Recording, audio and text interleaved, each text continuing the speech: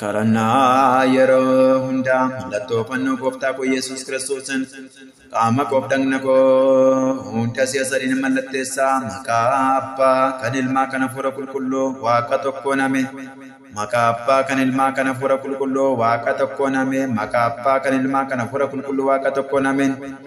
Waaqa tokkoon taane maqaa Abbaatti Ilmaatti Hafuura Qulqulluutiin ulfaatoo fi galateeffamu kan ta'an sadummaa Sillaaseetti amane kadhachuudhaan diina koo seexanaa nan gana.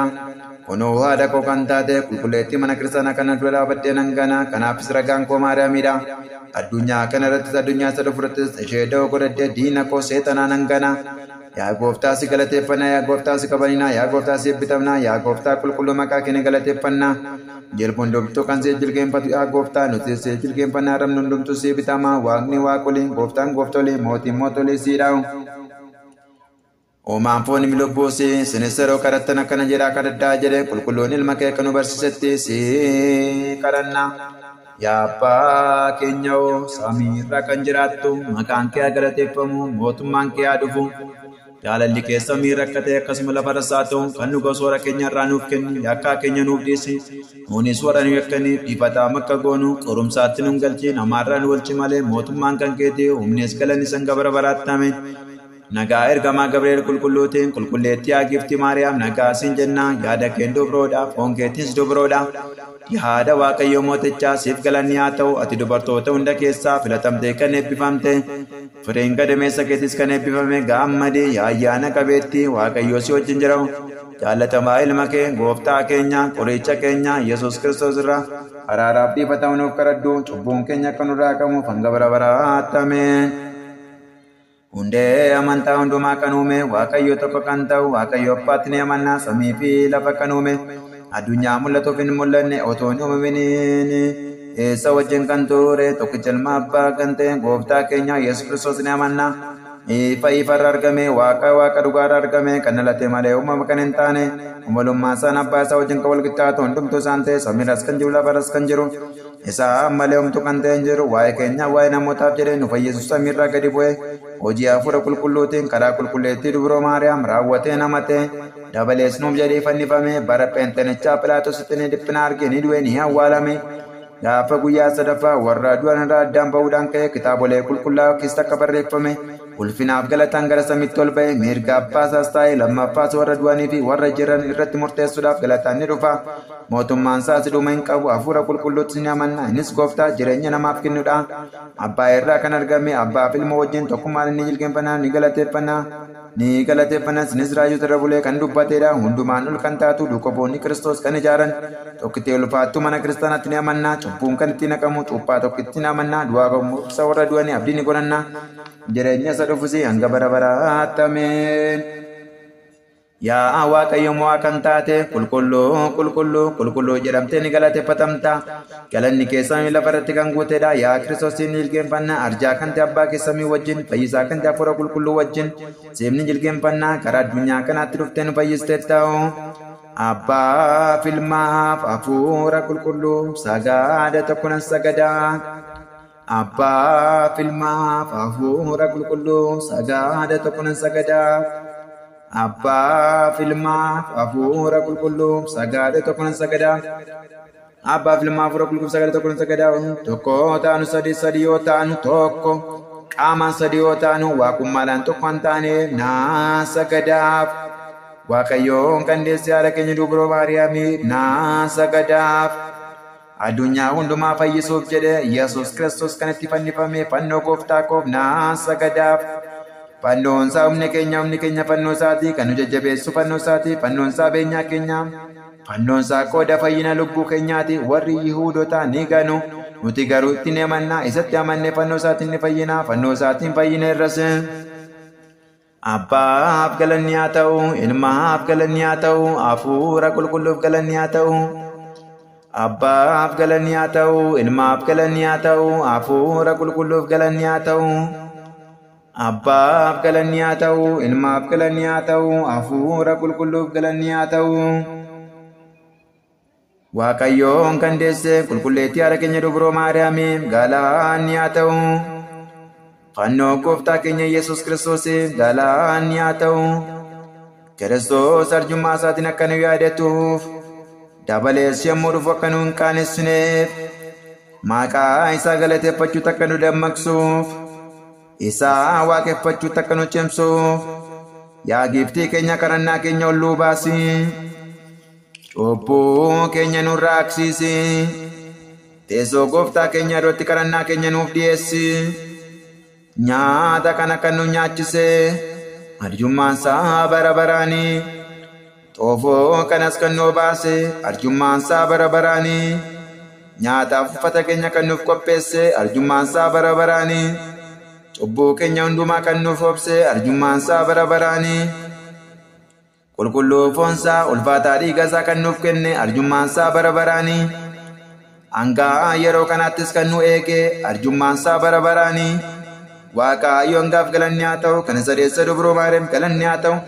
ulfaataa fannoo isaaf galanni haa ta'u maqaan Waaqayyo raawwatee nuuf haa galateeffamu guyyaa hundumaa yeroo hundumaa sa'aatii hundumaatti galanni isaaf haa ta'u hanga bara baraatti ameen. Yaa giiftii keenya Maariyaam nagaan siif haa ta'u jechaa siif sagannaa si kadhannaa bineensa nama adamsu jalaa akka nu oolchituuf sitti na wawwaannaa deessi haadha kee Haannaaf jedhi waa'ee abbaa kee yaa Geemmiif jedhi yaa Dubroo kadhannaa keenya nuuf eebbisi ilma kee irraa araara nuuf kadhadhu Waaqayyoon durbummaadhaan kan deesse kadhannaa haadha keenya qulqulleetti Dubroo Maariyaam jettee lubbuun koo Waaqayyoon guddaan galateeffatti hafuurri koos Waaqayyo fayyisaa kooti ni gammaddi. Inni qasoomina garbittii isaa argeeroo kunoo har'aa jalqabee dhaloonni hunduu galateeffatu innis cimaa kan ta'e hojii guddaanaaf godheeroo maqaan isaas qulqulluudha warra sodaatanii fi arjummaan isaa dhaloota amma dhalootaatti irree isaatti humna taasise yaada garaa isaaniitti warra of tulan bittinse jajjaboota teessoo isaaniirraa isaan salphise warra gad of qaban ol isaan qabee warra beelaan arjummaa isaatiin quubse sooressoota harka isaanii duwwaa isaan hammisee dhiifama isaa akka yaadatuufi Israa'el garbicha isaa simatee abbootii keenya Abiraamii fi sanyii isaa maraaf akkuma dubbate hanga bara baraatti ameen. Lammii biyya Sooriyaa kan ta'e qulqulluun Efreem kan barreesse gaafa roobii kan kadhatamu Waaqayyoon kan deesse galaataadha keenya qulqulleettii Dubroo Maariyaam kutaa sadaffaa yaa samii lammaffaa ergamoonni samii qulqulleettiidha siin jedhu Dubroo Maariyaam balbala bahaati qulqulluu kan taate qulqulleettii mana cidhaa misirichaati. Abbaan samii irraa ilaalee kan akka keen arganne tokkicha ilma isaa ergee sarraas nama ta'e yaa qulqulleetti nuuf kadhadhu. Waaqayyoon kan deesse yaa giiftii keenya dhaloonni hunduun siin qofaan galateeffatu yaa magaalaa Waaqayyoo raajonni waa'ee keetiif dubbii ajaa'ibaa dubbatanii gammachuun kan itti dhaga'amu bultoo tolootaa taatetta mootonni lafa irraa hunduu ifa keetiin socho'u.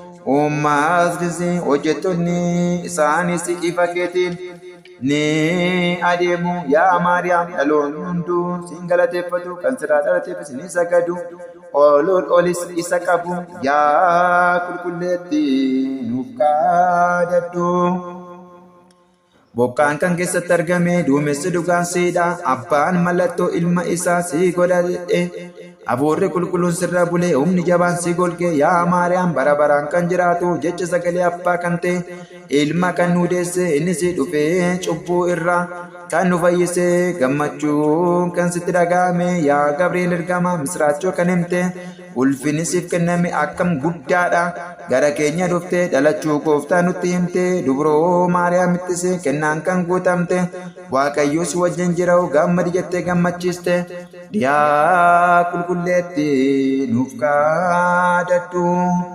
Kennaa kan argatte hafuurri qulqulluun sirra bulee humni jabaan si golge yaa Maariyaam dhugumaatti qulqullicha deesse ta'u addunyaa mara kan oolchuu sirraa nama ta'e dhufee nu fayyise yaa qulqulleetti nuuf kadhadhu. Arrabni keenya Dubroo Maariyaam ni galateeffata gooftaa keenyaa fi qorichi keenya Yesuus Kiristoos magaalaa Daawit ishee irraa dhalateera. Waaqayyoon kan deesse Maariyaamin irra ni galateeffanna Ormoonni koottaa Maariyaamin ni galateeffanna haadhaa fi Dubroo wal faana lamaanuu taatetti yoo xuriin kan sirratti hin mul'anne jechi sagalee abbaa dhufee sirraa nama kan ta'e yaa qulqulleetti Dubroo gammadi. Mudaa kan hin qabne raawwatte qaanii kan sitti hin jirre yaa leemmata qulqulluu gammadi. waa'ee nama isa jalqabaa Addaamiif kan dubbatu Addaam isa lammaffaa Kiristoosiif bultoo kan taate yaa jannata dubbattu gammadi yaa ishee ilma tokkicha abbaa isaa irraa adda hin baane baatte gammadi faayoo ulfinaatiin dhufee sirraa nama kan ta'e yaa ulfaattu mana cidhaa gammadi ibiddi waaqummaa amalummaa isaa kan sin gubne yaa sanfalee xaphaaxoos gammadi kiruubeel irra kan taa'u ibidda waaqummaa fooniin kan baatte garbittii fi haadha kan taate yaa dubroo gammadi qulqulloota kan ta'an ergamoota wajjin raawwanne gammachuudhaan guutamne ni galateeffanna samii irratti waaqayyoof galanni haa ta'u lafarrattis araarri haa bu'u haa jennu ulfinaa fi galata akkasumas gooftummaa kan qabu inni sin jaallateera yaa qulqulleetti nuuf kaadadhu. Ulfina qulqulloota irraa ulfinni Maariyaam ni caala jecha abbaa fudhachuudhaaf qophiidhaan argamteetti gooftaa ergamoonni sodaatanii jajjaboonni samii irratti kan galateeffatanii dubroo Maariyaam gadameessa isheetti baattee isheen kiruubeel irra ni caalti suraafeel irras ni caalti qaama sadanuu keessaa isa tokkoo fi bultoo taateetti biyyi raajota Yerusaalemii ishee kanadha gammachuu qulqulloota maraa fi bultoodha dibaabee du'aa fi dukkanaa jala namoota jiraataniif ifni guddaan isaa ba'eeraa fi qulqulloota irra kan bulu waaqayyo nu fayyisuuf jedhe adda kan taate dubroo irraa nama ta'eera kottaa hojii ajaa'ibaa kan ilaala naceetiin guddaa waan nutti mul'atee fi galateeffadha nama kan hin ta'in nama ta'eera nama kan hin ta'in nama ta'eera jechi sagalee olfate raawwata kan hin qabne dur barri kan hin lakkaa'amne bari hin lakkaa'amee fi kan hin beekamne ni beekame kan hin argamne ni argame ilmi waaqayyo isa jiraata dhugumaan nama ta'e kaleessa kan ture har'aas kan jiraatu yoomiyyuu darbe kan jiraatu Yesuus Kiristoosiif ni saganna ni galateeffannas inni tokkicha ilma malummaa abbaati yaa qulqulleetti nuuf kaadadhu.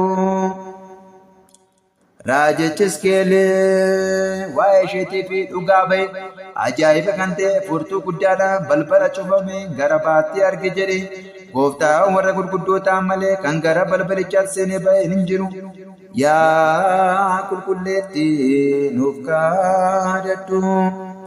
Balbalichi fayyisaa keenya kan deesse dubroodha ergaa isa deesse akkuma ishee duraatti durbummaa isheen jiraattetti dhufee arjummaa isaatiin harka diinaa keessa nu baase yaa ishee gooftaa nu deesse firiin gadameessa kee kan eebbifamedha ati qalma keetti kan eebbifamtedha dhugumaan waaqayyo kan ta'e abbaa ulfinaa biraa amalummaa argattee ta'u kanneen addunyaarra jiraatan kamiin caalaatti ol jechuuf ulfinni siif ni ta'a. Jecha sagalee abbaa dhufee sirraa nama ta'e namoota wajjin deddeebi'e inni fayyisaadha. Dhiifama kan taasisuuf nama kan jaallatu dhufaatii adda ta'e dhufee nu fayyiseera. Yaa qulqulleetti nuuf kaadadhu. Galaata ergamoonni golgaa keessa Maariyaamiin addaa isaa waa gadansiin taa'edhanii ni galateeffatu. Ergamichi maal ergaa fudhadhu jedhee gara keetti ni dhufa gadameessa kee keessa ni bula akkamitti mana yeessaa bule akkamitti samiirraa gadi bu'e akka isa homaa hin qabnetti amalummaa isaa godhatee dhalate Gabriel ergamaan jaajappaatti waaqayyo abbaa biraa ergame gara biyya Naazreet jedhamtu koonyaa Galiilaa keessa kan jiraattu gara dubroo Yoosef kaadhimamte akka adeeme maqaan dubroo kanaas Maariyaam jedhama. Ergamichi gara isheetti ol seene akkasittiin jedheen gammachuun siif ta'a waaqayyo foon keerraa foon lubbuu keerraa lubbuu hirmaate sirraa namni taa'ooti dubartoota kamiin caalaa eebbifamtuudha. Maariyaamis akkaataa dubbannaa salaalteen irratti akkas jettee harka fuudhiin akkana akkamitti naaf ta'a. Ergamichis deebisee Maariyaam sodaatiin waaqayyo biraa kabaja argatteetta kunuun ni ulfooftaa ilmas ni deessa maqaa isaas Yesuus ni jetta innis guddaa inoo waaqayyo ni jedhama waaqayyo gooftaa teessoo abbaasa Daawit ni kennaaf kanaafuu lammii Yaaqoob irratti bara baraan ni mo'a mootummaan isaas hin darbu. Maariyaamis ergamichaan akkana jettee dubbiin kun akkamitti naaf ta'a sanyii dhiiraa malee. Ergamichis deebisee hafuura qulqulluun sirraa bula humni jabaan si golgaa inni sirraa dhalatu sadeen qulqulluu keessaa qulqulluunis tokkodha ilma waaqayyo isa jabaatu. Gartuu kee keessaa kun Elsaabeet erga dulloomtee ulfooftee mucaas ni argatte kun ergatee ji'a ja'affaadha. Yee ajaa'ibana utuma seenatti hin jedhin dulluma keessa mucaa harkattee waaqayyoof wanti dadhabame hin jiru jedhe. Maariyaamis ergamichaan kunanii garbittiin waaqayyoo san jira kajecha kee naaf haa ta'u jette. Ergamaan Gabriel dubroo Maariyaamiin siif ulfinni galanni ta'a jedhe yaadeessu waaqayyoo galanni siif haa ta'u. Qulqulleettii waan taate galanni siif haa ta'u. Bultoo waaqayyoo waan taate galanni siif haa ta'u. Dunkaana miidhagdee waan taate galanni siif haa ta'u. Obboleettii ergamoota saba hundumaatti galanni siif haa ta'u. Yaa giiftii hundumaa Maariyaam galanni siif haa ta'u. Nama hunda kan jaallattu yaa Maariyaam galanni siif haa ta'u. Bultoo humna jabaa taate filatamtee taa'u galanni siif haa ta'u. Ati qochoo ishee warqeen badhaafamte birriidhaanis kan faayamte galanni siif haa ta'u. Cinaachi kee warqeedhaan kan faayame galanni siif haa ta'u. Balbala baay'ee ifaa galanni siif haa ta'u. Beeftuu darga torba kan iftu ulfinni kee dirreewwan araaraa caalaa ol kan jedhe galanni siif haa ta'u. Yaa Maariyaam warra filataman keessaa kan filatamte warra kabajaman keessaa kan kabajamte galanni siif haa ta'u. Gooftaa keenya fayyisaa keenya Yesuus Kiristoos akka nu fayyisu nuuf kadhadhu galata abbaa isaatiin qulqulloota ergamoota isaa wajjin yommuu dhufu toloota mirga isaa cubbamoota bitaa isaa yommuu dhaabu nuunis wareegamaa Isxifaanos wajjin Yohaannis Cuuphaa wajjin qulqullootaa fi wareegamtoota mara wajjin akka nu dhaabu nuuf kadhadhu bara baraan umurii guutuu dhiifamu nuuf haa taasisu hanga bara baraatti ameen. Yaa abbaa keenyaa samii irra kan jiraattu maqaan kee haa galateeffamu. Mootummaan kee haa dhufu jaalalli kee samii irra akka ta'e akkasuma lafarras haa ta'u. Kan nu ga'u soora keenyarraa nu kenni kan nu ga'u soora keenyarraa nu kenni akka keenya nu dhiisi nuunis warra nu eeganiif dhiifama akka goonu. Qorumsaatti nu galchiin amaarraa nu oolchi malee mootummaan kan keeti humnis galanni hanga bara baraatti ameen. Nagaa ergamaa Gabriel qulqulluutiin qulqulleettii haa giiftii Maariyaam nagaa siin jenna. Yaada keetiin dubroodhaa foon keetiin dubroodhaa yaada waaqayyoo mootichaa siif galanni haa ta'u. Ati dubartoota hunda keessaa filatamtee kan eebbifamte firiin gadameessa keetis kan eebbifame gaammadii yaa ayyaana qabeetti. Waaqayyoo si wajjin jira jaalatamaa ilma kee gooftaa keenya qoricha keenya Yesuus Kiristoos irraa araaraaf dhiifama nuuf kadhadhu cubbuun keenya akka nurraa qabuuf hanga bara baraatti ameen. Kennaa waaqayyoo abbaa arjummaa waaqayyoo ilmaa tokkummaan hafuura qulqulluu kadhaan haadha keenya dubroo Maariyaam. Eegumsa ergamoota waaqayyoo jaalalli duuka boota isaa eebbi toloota isaa nu wajjin haa ta'u hanga bara baraatti ameen.